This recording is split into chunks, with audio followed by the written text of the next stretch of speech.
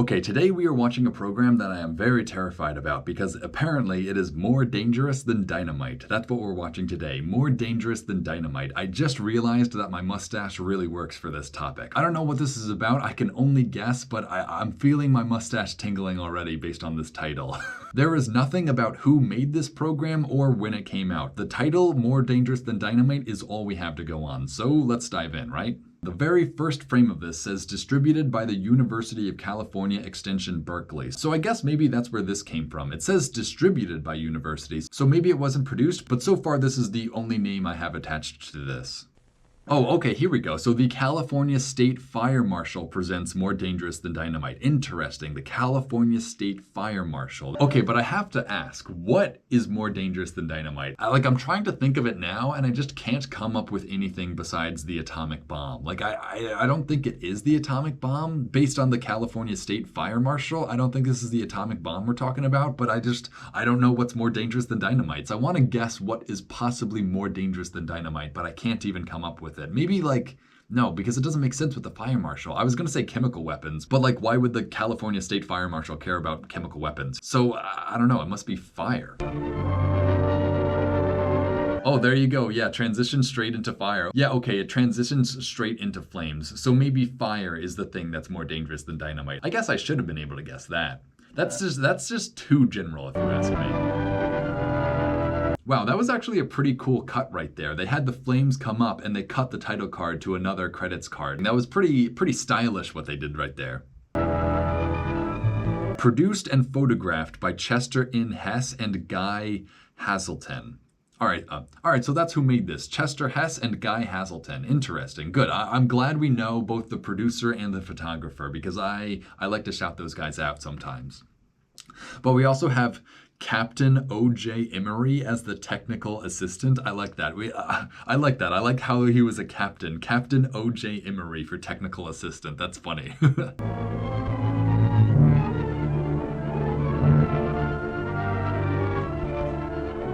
Dude, the fire transitions, right? Those are sick. Dude, that was such a big explosion, actually. I'm so impressed by that. That was a real explosion. That's not a miniature or anything either. That was some real dynamite, I guess. Whoa, that was a crazy shot. They blew up a stick of dynamite a few feet from a car with a passenger in it. That's crazy. Dang, they exploded this mountain in the direction of the camera. I'm surprised they even got this footage. Dang, that was a whole bridge. This is honestly pretty cool footage. I'm already happy with this. If this is just 10 minutes of them blowing stuff up, that's ideal.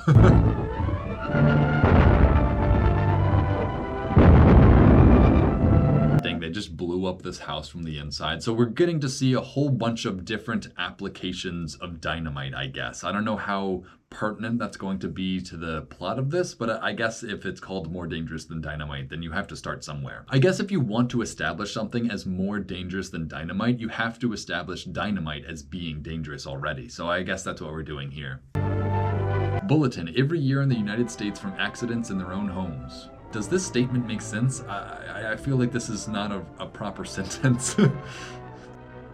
Oh, okay, here we go. The second part of it. 38,500 persons die.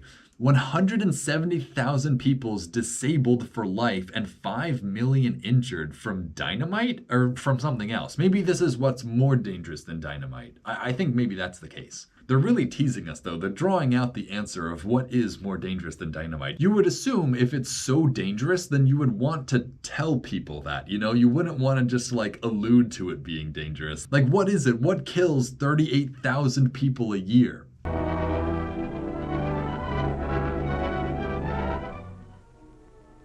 Every year, thousands of persons are killed and millions of dollars in damage is done through pure carelessness in the home. Pure carelessness in the home. Oh, okay, so we are just learning about fire. So this was made by the California Fire Marshal, and we're just going to be learning how people start fires in their homes. I think that's what we're getting at. This is more dangerous than dynamite because more people die by their homes being set on fire, which is, I don't know, kind of weak. I mean, how many people really died from dynamite anyway? But I guess I get what they're saying. Here are some of the commonest causes of fires and accidents. Okay, so yeah, that's the thesis statement of this. Some of the commonest causes of fires. That's what we're watching today, I think. I don't know if this is a red. I guess it is. Fire's red. Yeah, I guess this is a red. It's about danger, it's about, risk and people losing their lives. So yeah, this is red. Yes, many of us do this on chilly mornings. Again, I never know what I'm getting myself into beforehand. So like I really was just hoping it would be red based on the title. More Dangerous Than Dynamite, that's a red title, but I'm glad we're actually seeing that fulfilled as well. But jumping out of an airplane is safer. Another thing. Hang on, did people really iron their clothes on a chilly morning to make it warm when they put it on? That seems like so much more work. Like, I would rather just put my cold clothes on. I don't know about anyone else. But what's so funny is, like, they're saying that is so dangerous. Like, that's what's more dangerous than dynamite. Ironing your clothes in the morning because you're cold is more dangerous than dynamite. That killed more Americans than dynamite ever has. That's crazy. Another thing. Always shut the gas off at the pipe valve, too. Gas hose and hose connections often leak. Permanent connections. Always shut the gas off. See, well, that's funny because I have never shut the gas off or on in my house ever. Like, I don't even know how to do that. So, like, it's funny that it was so dangerous back then that you had to tell people to do that. Connections are better. You heard of the ostrich burying its head in the sand so it can't see danger. Dude, I love this too. Like the unprotected wire. Like no wonder people's houses were catching fire. You were putting your rug over an exposed wire. Like, like oh my god. This, like, yeah, that is more dangerous than dynamite. Fuse plugs are the safety valves of your electrical system. To place pennies behind them is to remove that safety factor. Fire is the... Why would you place pennies behind your fuse box so that they never blow, so that you can just use like as much electricity as you want? That's so funny. I love details like that, like a little trick that people used to do on the energy company or whatever, the people who didn't want you using all the electricity of the grid, But I love that the solution to it was just putting a penny there. I think what I'm trying to think of is sometimes when you have a breaker or whatever, if it receives too much electricity, it'll purposefully heat up and melt so that the connection is severed. So maybe they're putting the penny in there so that the thing that was supposed to melt won't melt, or the penny will take the thing that melts place and it will continue to conduct the electricity. That's my understanding of this, or at least that's my read of this. But I like that. I like that we just got to witness how people used to get one over on the electric company. Certain result. Keep lamp cords in plain sight. But I also like how dangerous that used to be. Like you would risk burning your entire house down just to have more electricity for some reason. Like what were people using that much electricity for back during whenever this was made, probably the 40s or 50s? Like why were people maxing out the grid? Or why were people shorting out their boxes back then? Like what were they possibly doing? I guess there probably just wasn't a lot of capacity back then. Sight. Then you can see when they're worn out. Yeah, I don't think the reason the carpet's burning is because it's worn out. Oh, the wire's worn out. Okay, okay, it makes more sense. Yes, it still occurs in some of our best families, and it's nearly always fatal.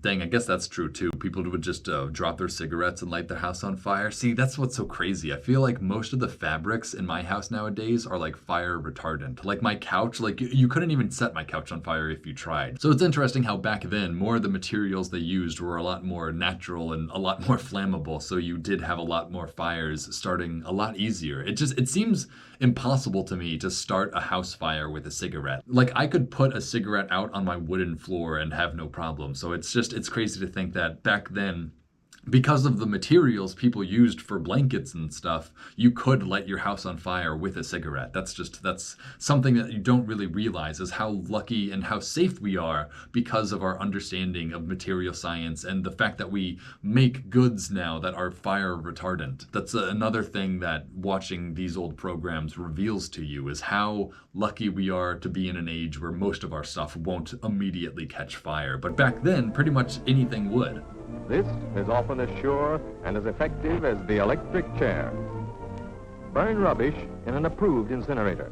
Burning rubbish in an approved incinerator. See, I love this as well. This is another great glimpse into the early American way of life, that they had like this rubbish burner outside in their backyard. You know, like we don't do that anymore. We put our trash in trash bags and we have people pick it up. But back then, people just burned their trash, you know, like you can. That's what they do with your trash, or at least that's what some counties do with their trash. When I lived in Westchester, that's what they do with their trash. They just burn it. So it's interesting to see that Americans used to do that in their own homes as well. It's funny that we don't do that anymore, you know? Combustible dust mixed with air is highly explosive. Wrapped in paper, it can be burned safely. Have you one of these in your home? Have you one of these? See, what's so funny is just like all the frayed wires. I guess people, that's another thing that I have to understand about being from this era, is people did not have like the understanding that exposed wires were dangerous. Like I just inherently know exposed wires are dangerous because I grew up in a time where there were wires everywhere all the time. But these people, again, I don't know exactly when this was from, but 50s, 40s were not so used to wires. So I guess I can understand why they wouldn't be so worried about this, but at the same time, it still just looks concerning. I don't know. In your home? Open paint buckets, oil-soaked rags, just the dish for spontaneous combustion. Open paint buckets. That's funny. That's like that's funny that like, I don't know, they just assume there are open paint buckets everywhere. I guess that's interesting too. I wonder if paint nowadays is still flammable. I've never tried lighting paint on fire, but it just seems like such a bad idea to paint your house in a chemical that is flammable. Like again, I don't know if the paints we're buying nowadays are flammable or not, but I feel like that is something that they would do, is that it would put some sort of fire retardant in the paint for your house. Like that makes a lot of sense. And if somebody hasn't done that, I have a great new business idea. But what is interesting is, again, back then, paints apparently were very flammable. That's something else that you just forget about because you don't live in this era.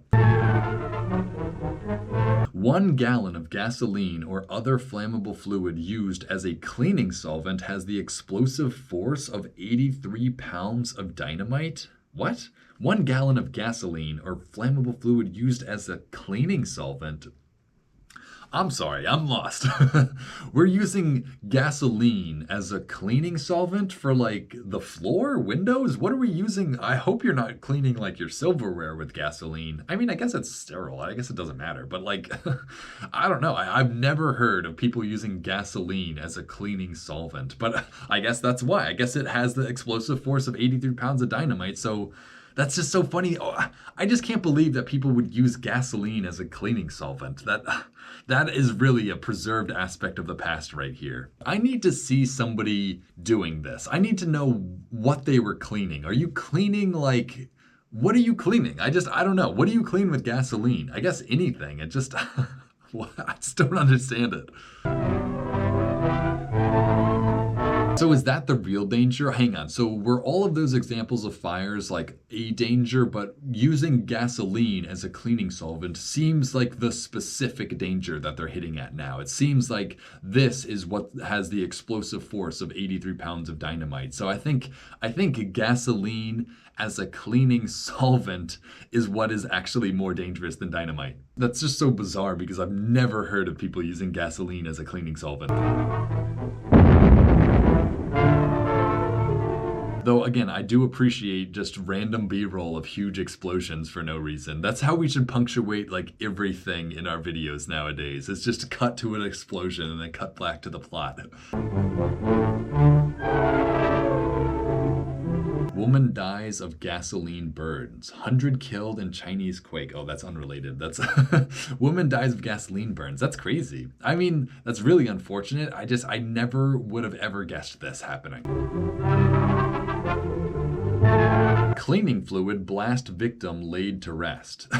Geez, I guess this really must have happened like a lot. If it was actually being spoken about in newspapers like this, that's wild. Why were people using gasoline to clean stuff? Cleaning fluid blast victim. Like, has anyone ever said that in like the past 80 years? Cleaning fluid blast victim. That's like a name for a band or something. Home dry cleaning fatal to housewife. Oh, is that how you clean clothes? With gasoline? Oh, because ethanol will evaporate? Maybe. Home dry cleaning. That actually sounds like it would make sense. Is that what people are cleaning with gasoline? Clothes? That's so interesting. I am definitely learning something new from this. Hang on, what's this other headline real quick? Third arrest made in robbery on ship. That sounds like a crazy story. Third arrest made in a robbery on a ship. Is the robbery ongoing? I'm so curious. Oh, I'm getting distracted, but let's just keep going. Can somebody find a copy of this newspaper and give me the whole story on that ship robbery? Gasoline explosion burns woman in home. What's funny, I don't want to say what's funny, but all of these are women. None of these have been around men, which is pretty par for the times that we're talking about. Women were doing a lot of the cleaning, so I guess it makes sense that women were at risk of these gasoline explosions. It's just so crazy. Would you actually have a gallon of gasoline just in your home for cleaning purposes? That does seem bizarre. 4 die in home gasoline explosions. So these explosions were like real explosions. Holy crap.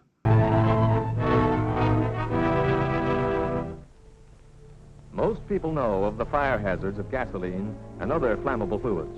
Most people know the fire hazards of gasoline and flammable fluids. Yeah, I would say so. So the fact that they will say that, right? They say that already most people know that gasoline is flammable and dangerous, but people are still using it for cleaning stuff. I hope we're about to see this woman use gasoline for cleaning something, because I really do want to see what they would even use it for. I guess clothes maybe, but like I want to see it happen, you know? Unless I see it, I won't believe it. But have not grasped the complete picture of the dangers. Dang, look at that big thing of gasoline. That's so funny. This is actually, I don't want to laugh because I know a lot of people died from this, but like you just have a gallon of gasoline that you're going to use. That's so crazy. This is how people used to wash their clothes. Wow, that's so nuts. Imagine what you would smell like if you washed your clothes using gasoline. Like, this must have been wild. Dude, the fumes too. Oh man, you would get the gasoline smell in your house. I bet this would take forever to get rid of. This is so crazy. If you told me this and you didn't have footage, I wouldn't believe that people actually did this. Involved. The woman using gasoline in her kitchen or elsewhere in the home with a false idea of economy does not fully realize the true high explosive character of a... Dang, so they really are just washing their clothes in gasoline. That's so bizarre. Can somebody explain to me why? Why gasoline? What is it? Is it just because it will evaporate? You can like hang it up and it'll be dry? What, but why gasoline? Will it bond with dirt? Maybe that's why. It will bond with dirt or grease, right? It's not polar or whatever, so it'll maybe bond. Maybe that's why. That's just, well, yeah, I really do feel like I'm learning something new. A mixture of air and gasoline vapor. Dang, that's crazy. So you would wash your clothes with gasoline and bare hands. You wouldn't have like gloves or anything. I've never played with gasoline, but I would imagine it would be like pretty harsh on your skin. I don't know, maybe not, but like, I don't know. I have no experience with gasoline at all, I guess. So I don't know anything. On the other hand, in dry cleaning establishments such as this, which have been licensed by the state, all work is under the supervision of men who are familiar with the properties of gasoline and experienced in fire prevention. I love this sign, reputable dry cleaning company. That's too funny that they had this whole placard made just because they couldn't actually have like any other company's name. That's so funny. Reputable dry cleaning company. I'm never going to forget that. It's just like it says it out loud, reputable, like whatever. What's so funny about this too is that I'm actually learning how dry cleaning works. Like that is not what I expected to be learning about with this program or any of these really, but now I do. Now I feel like I know that dry cleaning uses gasoline. I guess maybe not. I don't know. This could all be made up too. I have no idea. Prevention precautions. No smoking. I guess that makes a lot of sense. Under penalty of arrest by order of state fire marshal. Yeah, I wonder if one of these dry cleaning places ever did blow up. Probably, right? If they have tons of gasoline and all these rules around how to handle it, you know, people only write rules because people don't follow that sort of stuff. So I have to imagine there were probably some pretty big dry cleaning explosions that took place around this time.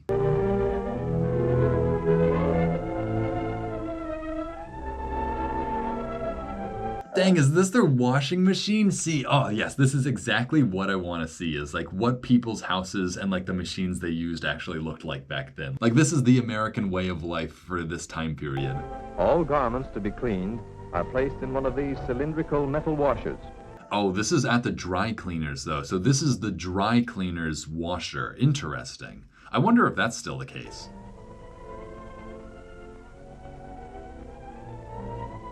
The gasoline or solvent is stored many feet underground in fireproof tanks. When needed, just the right amount, cleaned and filtered, is pumped into the washer. Wow, so I really am learning how dry cleaning works. That's so fascinating. I'm so glad that I know this all now. It's just like, I don't know, I feel like this is something that everyone should know. I feel like I'm gonna get a ton of comments saying you didn't know that they used gasoline to clean clothes at dry cleaners, and I'm just gonna be like, no, I didn't. I didn't know that.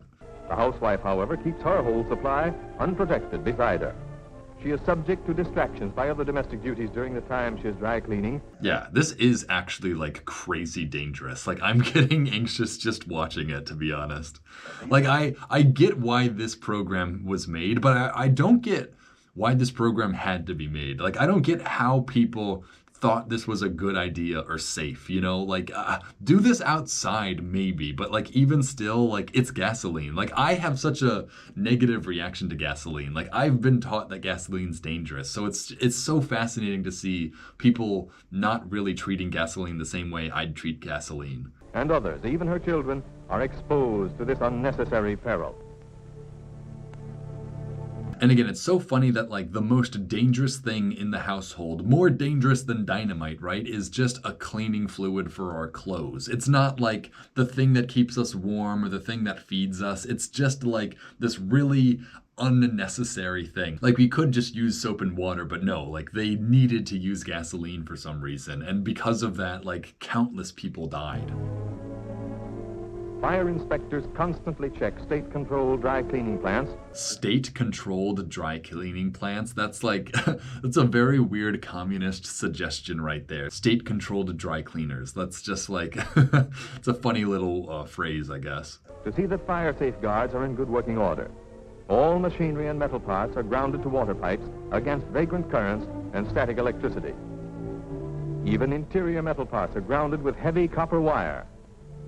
Wow, that is impressive. It does seem like they have figured out this problem and its solutions. Like that's always impressive. It's not only when these people are able to recognize problems, but when they're actually able to come up with them prior to us even watching this.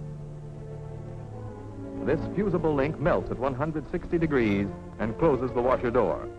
See, that's what I was talking about earlier, the fuse that melts at a specific temperature so that it cuts off electricity if ever, something goes wrong. Like, that's what I was talking about. When this one melts, the weight drops, automatically opening a dump valve in the bottom of the washer. The solvent is instantly drained safely into the underground tanks, removing the danger. All right, that's interesting. But what I'm wondering now, would we use this gasoline for anything else? Like, once this gasoline is dirty with your clothes, what happened to it? Like, how would you recycle this, like, dirty clothes gasoline? Like, would you just burn it? Like, that's what I'm thinking. Like, would you eventually burn this gasoline as a fuel, or are you just dumping it somewhere? Like, I would hope you would burn it. But what chance has the housewife without these safeguards? Dude, this is so sad just watching this woman clean clothes. Like, I feel so bad for anyone who had to do this before clothes washers and dryers. Like, it's just so, oh my God, it looks like it takes so much time. Like, I would never wash my clothes if I had to do this. Like, I guess I would take my clothes to a dry cleaners. That's probably what I'd do. These overhead steam outlets are operated from an outside valve, filling the room with live steam to smother the fire. Live steam, that's very interesting. Steam outlets, I've never heard of that. Again, in most buildings nowadays that have like these sort of fire things, those are filled with water and those are sprinklers. If there's a fire, they'll release water, but that's different than what he just described. This thing releases steam, which I guess is a form of water, but like, That does not seem like it would help if there's a fire. I don't know. I mean, I guess maybe it'll smother the fire, but I don't know. Pumping boiling hot air into a building that is on fire. Maybe I'm just not understanding an aspect of it, but to guard yourself against fire with steam, I don't know. It doesn't make sense in my mind. If an explosion occurs, these roof hatches open automatically to relieve the force. All lights are controlled by outside switches. That is pretty funny. Just in case there is an explosion inside of this building, they built the windows to just open up instead of shattering. That's funny. To avoid the danger from an electric arc, electric lights are under vapor-proof globes. Electric lights are under vapor-proof globes? Is that what he just said? Under vapor-proof globes. A glass bulb, like that's what he just said. Like the glass bulb is not gonna let the vapors into it. So that's funny because, like, I don't know, you would just never really think about that nowadays, or never think about saying it like that. A vapor-proof bulb. Fire extinguishers are plainly marked with the date of last filling. Again, the fusible link coupling is brought into use, this time to hold fireproof doors open against gravity. A pull on this valve releases steam into the washer room. See, he said it again, releases steam into the washer room. So I guess steam was the thing that we used to fight fires with. Again, another just unknown aspect of the past for me. Like I never would have thought we would have pumped steam into a burning building to prevent it from burning, you know? I don't know, I feel like I learned another thing today. But where are the steam valves here? The steam valves. Yeah, where are your steam valves, girl? It's funny that steam and valve are both like different things in my mind now. Heavy vapors are drawn through the roof by an air duct. However, fire shuts this draft off. Here, fresh air is admitted to help carry off the vapors. Asbestos blankets placed outside each building provide protection. Ah, yes, I love my asbestos blankets. The good old days when you used to just have asbestos blankets hanging around for people to use. Isn't it funny that you used to rely on asbestos to save you? Save me, asbestos, save me. Again, like, it's so funny that they don't know how dangerous asbestos is. Like, honestly, asbestos might have been more dangerous than dynamite as well. Like, I don't know the numbers on it, but I'm willing to bet that more people suffered as a result of asbestos insulation than people suffered from gasoline in the house. Maybe not, honestly, gasoline in the house still does sound pretty dangerous, but asbestos is like always in the house. I think I just came up with an even better example for something more dangerous than dynamite, actually.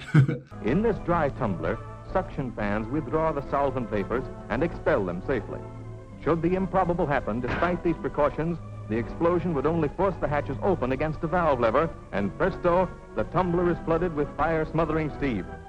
Fire-smothering steam. So where do they have all this steam? Is there like a chamber beneath this that's just constantly heating water, keeping steam on the ready? You know, like, how do you just have steam on command like that? I don't know. But still no protecting steam for the housewife. I love how they just keep going back to this housewife. Like, every single protective measure the dry cleaners go through, like, is just not present in the home for, like, really normal reasons. Like, it makes sense that we didn't have, like, a steam boiler for every single house in America. Fires are extremely rare in state-supervised cleaning plants. However, should one occur, here's how these safeguards work. Oh, man, the Mustache Brothers, me and this guy. All doors close automatically. Wow, you know, I actually do appreciate them showing us, like, the fire and how all these measures actually go into effect when there is a fire. I feel like it would have been very easy and not very fun for them just to tell us, like, all right, this is for fire prevention, but we're not going to see it prevent a fire. I definitely appreciate us actually seeing this stuff preventing a fire. But what's crazy is once we see all this stuff prevent the fire, then we're going to go back to that woman's house and we're going to see how a fire just starts and there is no prevention for it. That's my guess anyway. Can I please see the steam come into the room? Can there please be a shot where we actually see the steam? Is this the steam? Quick, grab your asbestos blanket. Live steam, deadliest foe of fire. Oh, yes, there we go. That's the shot I wanted. Wow, that's interesting. That's so... I never really would have thought about that.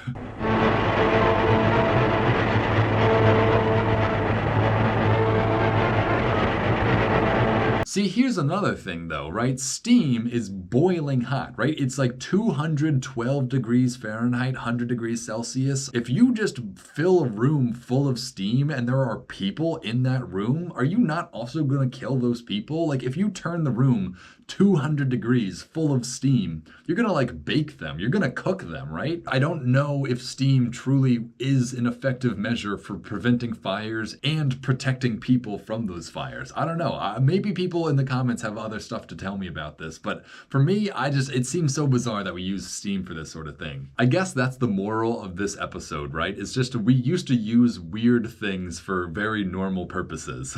Like we're using gasoline to clean, and we're using steam as a fire retardant.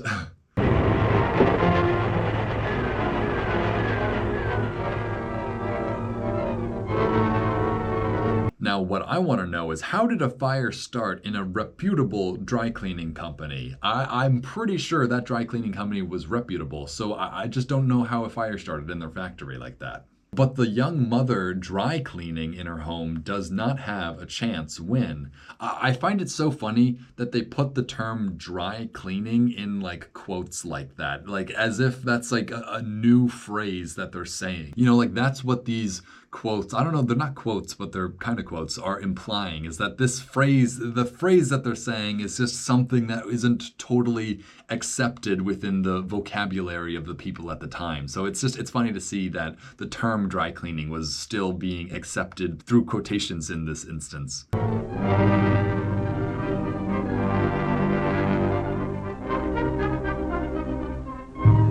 Surrounded by dangers, the room slowly filling with flammable vapor, which even a tiny spark will explode.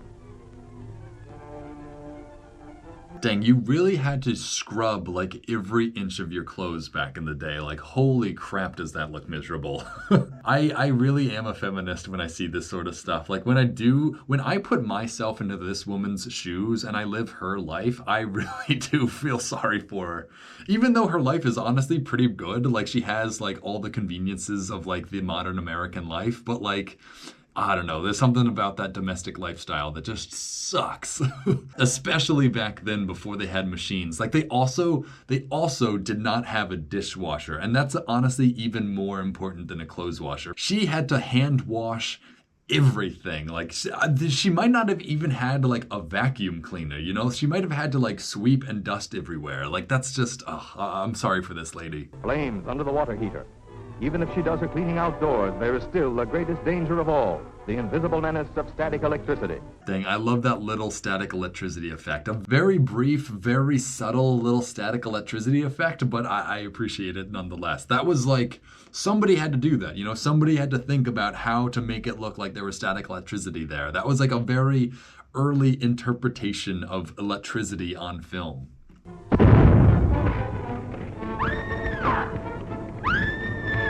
Don't run. Wow. Oh my gosh. So this is like actual special effects for us. Wow. That's so incredible. So they're painting flames onto her, onto the film. That's so interesting. This should be on VFX Artists React right here. Corridor crew, come on, react to this. I'm so in love with this fire effect that they're doing on this woman. It's honestly so impressive because they're tracking her movement and everything. Like every single frame had to be hand drawn in order for this to look as good as it does. You know, like this had to be drawn by an artist, not even just like a person. Like you have to make the flames not only move realistically with the person, but you have to also make the flames look realistic to begin with. So it's just, oh wow, what an impressive shot, you know? I did not expect to be seeing like visual effects in a program like this. Like true bona fide, like that is a visual effect right there. Wow. Yeah, please, somebody spam this at the Corridor Crew. Get them to watch this. I think they would absolutely love this. It's just so funny, and her performance is so good. Obviously, she's not really on fire, so like there is a little bit of like, I don't know, playing around there, but like you can definitely get the sense that she's stressed from this. That's it. Wrap her up. Wait, not over her head. She'll inhale the flames. Another run for the fire department. But again, I'm very glad we got to see that. I would try to make that the thumbnail. Maybe I will. Oh, maybe that'll make a great thumbnail, actually. Oh, maybe. It's hard to even tell without the movement. You know, the movement is really what sells the flames. So without that, I don't know if you can really tell what's going on. Each year, answering thousands of such calls.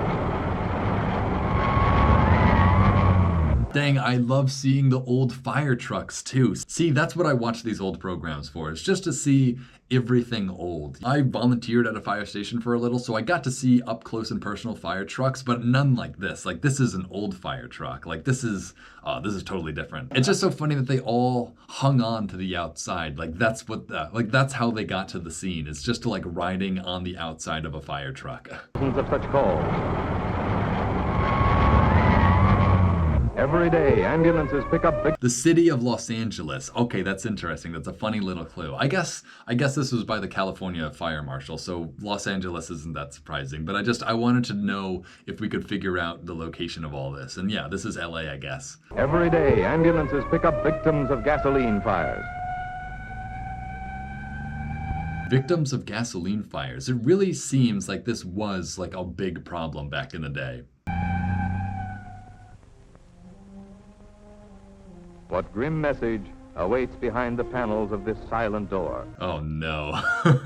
See, that's crazy. If they actually tell these kids that their mom died, I mean, obviously it's all staged, but even still, like, this has to have a happy ending, right? I refuse to believe that this woman is dead in the story. Like, they can't do that to me. I care too much about her. I relate to her struggles too much. I love that it's just a general hospital. It's not like a specific hospital, just general hospital.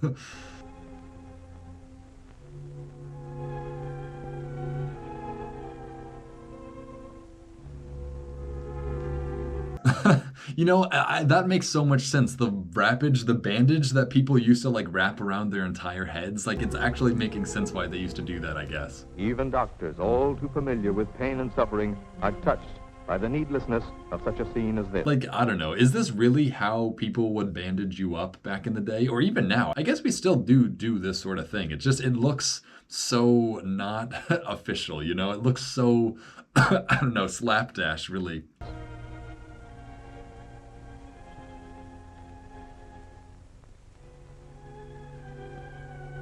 Again, that's so funny that this is pretty much a silent film that we just watched, right? Like, we saw her respond. This is still in the age of, like, the people, the actors, like, opening their mouths, saying something, and nothing coming out, because we're in the era that the camera can't also record the audio, or we don't record audio and video at the same time, at least. You know, like that, what we just saw, even though that was a very brief, very hard to even notice action that she just took, that is a leftover from the silent film era, for sure.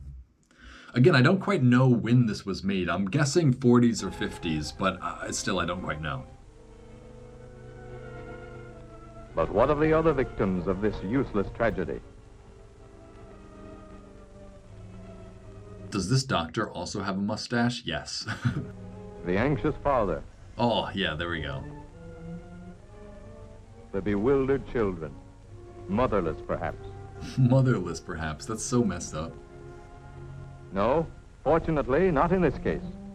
Fortunately, not in this case. Meanwhile, the headline reads, "Home dry cleaning explosion disfigures woman for life." Yeah, like how nice that she didn't die. She's just disfigured for life. It's hard to call being disfigured for life fortunate. But their pretty mother... Blast tragic for young mother. Hang on, what are the other headlines? Mercury new X-ray source, the scientists report. Is that true? Mercury, a new source of X-rays? And candidates attack the slot machine law. That's funny. That's like an anti-gambling law. That's funny. Withered and scarred for life. Wow. I like that a lot. I really, really like that. The final end transition to black is the paper burning up. That's like, that is, yeah, that's up here. That's that's fourth dimensional thinking right there. Somebody had to suggest that, somebody had to come up with that idea and they had to execute it, and I appreciate that. I appreciate that artistic touch that they added to this program by having the paper burn up at the end. That's like, that's so good. That's such a good little film moment.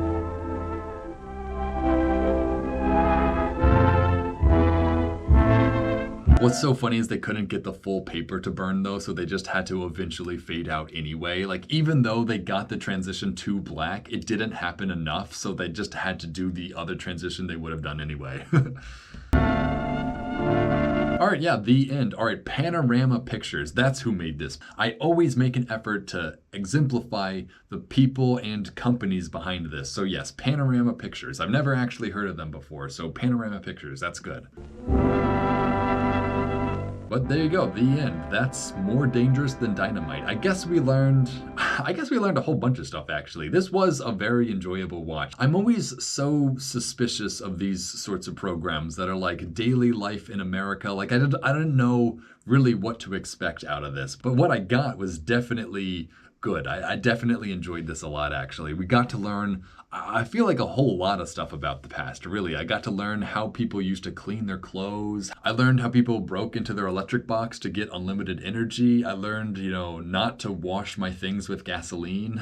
I learned about a reputable dry cleaning company. Like there was lots to be learned from this episode, to be honest. I really did enjoy this, even though, I don't know, like these programs are always so hard to find enjoyment out of, but like I really did. I really feel like there were so many interesting things out of this. When I first picked this out, I would never have guessed that the thing that was more dangerous than Dynamite was washing clothes with gasoline. Like that doesn't even make sense in my mind before watching this.